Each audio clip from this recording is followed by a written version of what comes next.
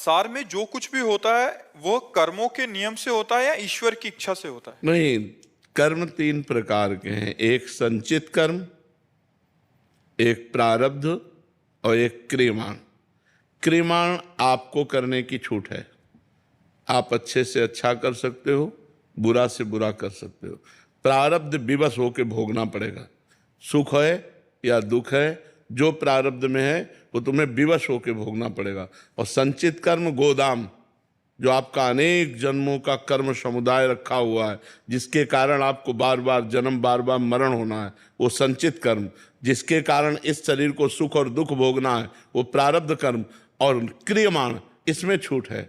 आप अच्छे से अच्छा कर्म कर सकते हो, बुरे से बुरा कर्म कर सकते हो। इसमें हरी इच्छा कुछ नहीं है।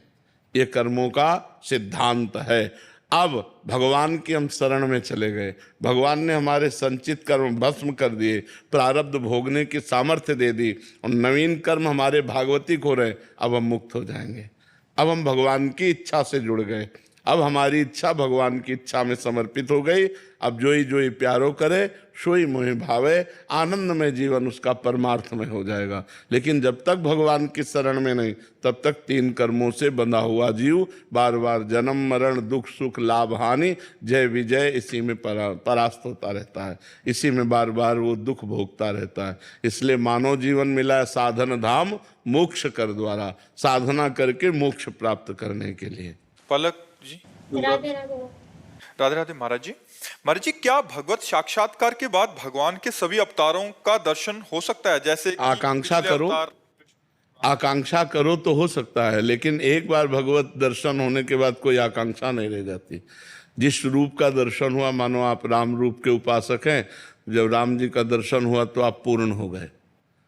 अब आपको इच्छा ही नहीं, मन ही नहीं बचा। जो मन था वो तो प्रभु के पास चला गया।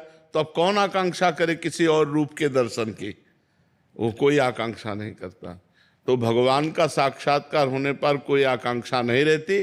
पर भगवान का साक्षात्कार करने के लिए आप जिस मूर्ति की, जिस भाव की, तो वही भाव वैसे रूप प्रभु धारण कर लेंगे।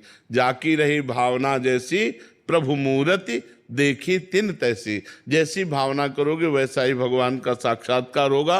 और भगवान का साक्षात्कार होने के बाद कोई आकांक्षा नहीं रह जाती, कोई चाह नहीं रह जाती।